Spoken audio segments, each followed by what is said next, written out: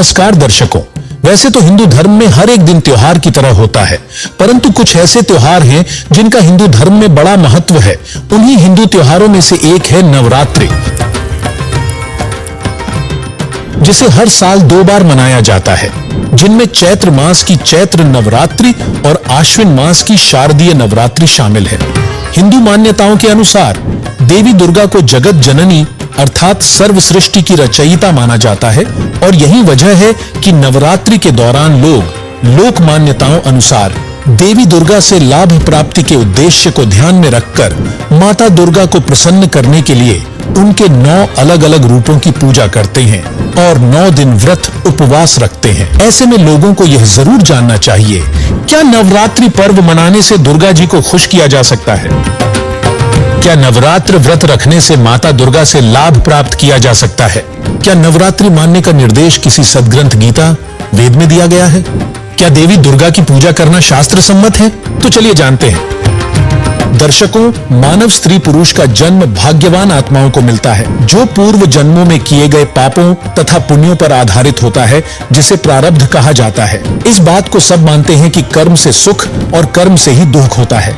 वहीं हिंदू धर्म का प्रत्येक व्यक्ति जिसकी आस्था परमात्मा में है, वह मानता है कि धार्मिक शास्त्र चारों वेद श्रीमद् भगवत गीता परमात्मा का बनाया संविधान है और हम सभी जानते हैं कि जो व्यक्ति संविधान का उल्लंघन करता है वह दंडित होता है, जिससे उसे न सुख प्राप्त होता है, न उसके कार्य सिद्ध होते हैं और न उसका मोक्ष होता है, जिसका प्रमाण हमें पवित्र गीता अध्याय 16 श्लोक 23-24 में मिलता है, जिसमें कहा गया है कि जो व्यक्ति शास्त्र विधि को त्याग कर अपनी मर्जी से मनमाना आचरण करता है, उसको न सुख की प्राप्ति होती है, न सिद्धि प्राप्त होती है तथा न उसको मोक्ष प्राप्त होता है।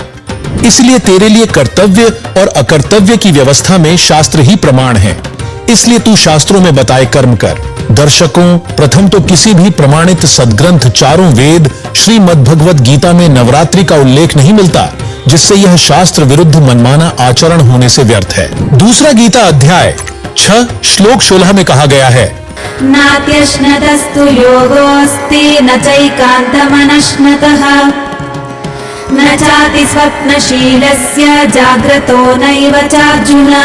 अर्थात यह योग अर्थात भक्ति नहीं अत्यधिक खाने वाले की और न बिल्कुल न खाने वाले अर्थात व्रत रखने वाले की तथा न ही बहुत शयन करने वाले की तथा न ही हट करके अधिक जागने वाले की सिद्ध होती है, जिससे स्पष्ट है कि व्रत उपवास के लिए चारों वेदों के संक्षिप्त रूप गीता में मना किया गया है, जिसका मतलब है कि नवरात्र व्रत रखने से कोई लाभ नहीं हो सकता। वहीं संक्षिप्त श्रीमद् देवी भागवत यानी देवी पुराण के 7वें स्कंध अध्याय 36 पृष्ठ 562-563 पर श्री देवी जी ने राजा हिमालय को उपदेश देते हुए कहा है, इससे स्पष्ट है कि माता दुर्गा जी अपनी पूजा करने के लिए भी मना कर रही हैं और हिंदू धर्म में देखा देखी मनमाने ढंग से माता दुर्गा की पूजा की जा रही है, जो कि माता दुर्गा के भी आदेश की अवहेलना है।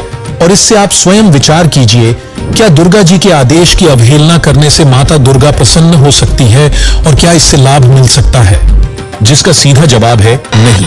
लेकिन आपके दिमाग में एक सवाल उठ रहा होगा, आखिर माता दुर्गा ने अपनी पूजा के लिए भी मना क्यों किया है? तो आपको बता दें, श्रीमद् देवी भागवत गीता प्रेस गोरखपुर से प्रकाशित के 3 स्कंध अध्याय 1 से 3, वो 6 संक्षिप्त शिव पुराण रुद्र संहिता अध्याय 6 तथा श्रीमद् भगवत गीता अध्याय 14 श्लोक 3 से 5 मिलकर प्रमाणित करते हैं कि प्रकृति अर्थात माता दुर्गा के पतिकाल ब्रह्म सदाशिव हैं और श्रीमद् भगवत गीता अध्याय 8 श्लोक 16 में गीता ज्ञान दाता ब्रह्म काल ने स्वयं कहा है कि ब्रह्मलोक तक जितने भी प्राणी यानी देवी दुर्गा, ब्रह्मा, विष्णु, शिव, गणेश आदि तथा इनके लोक सभी पुनरावृत्ति यानी जन्म मृत्यु के दुष्चक्र में हैं। इससे यह सिद्ध होता है कि माता दुर्गा और ब्रह्म काल भी अविनाशी नहीं है।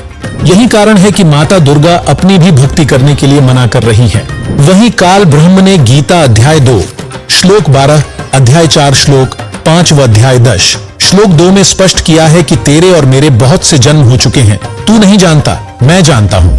अर्थात ब्रह्म काल भी जन्म मृत्यु के कष्ट से दुखी है।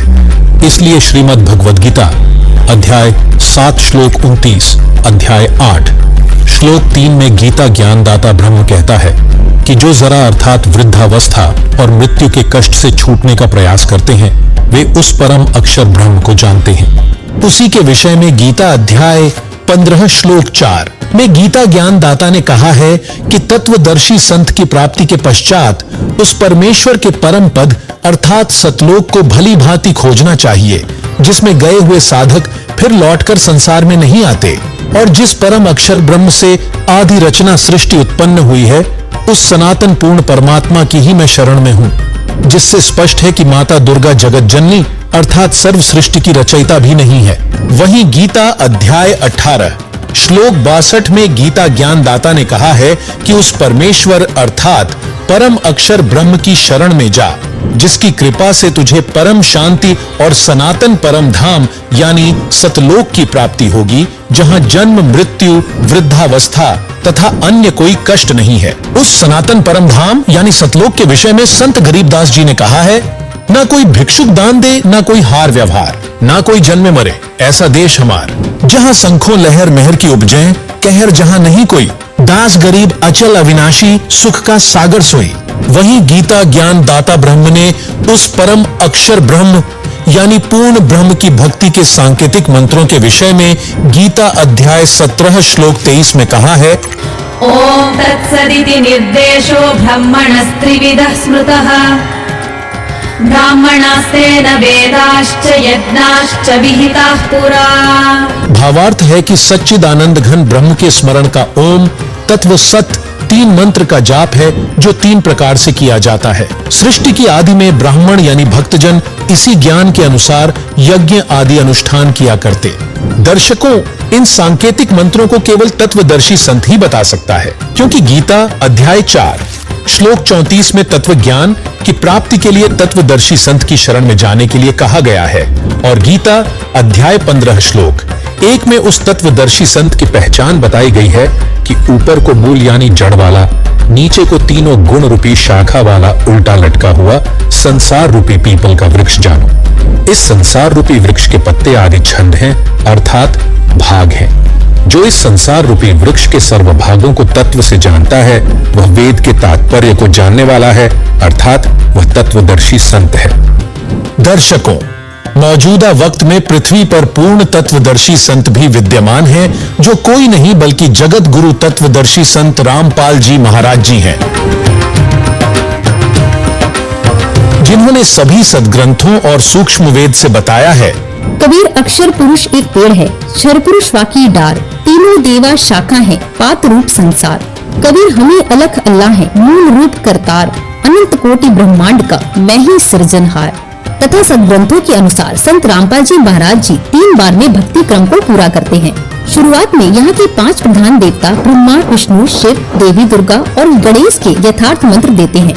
दूसरी बार में ब्रह्म पर ब्रह्म का सतनाम तथा तीसरी बार में पूर्ण ब्रह्म का सार नाम प्रदान करते हैं, जिससे साधक को सर्व लाभ होते हैं, जिससे अंत में साधक को मोक्ष की प्राप्ति होगी। अतः आप सभी बिना समय गंवाए शास्त्र विरुद्ध मनमानी क्रियाओं को छोड़कर तत्वदर्शी संत रामपाल जी महाराज जी से नामोपदेश प्राप्त कर अपने मानव जीवन का कल्याण करवाएं। दान किए जा रहे तत्व ज्ञान को जानने के लिए प्रतिदिन संत रामपाल जी महाराज YouTube चैनल देखें तथा संत रामपाल जी महाराज ऐप से पवित्र पुस्तक हिंदू साहेबान नहीं समझे गीता वेद पुराण को निःशुल्क डाउनलोड करके पढ़ें। धन्यवाद।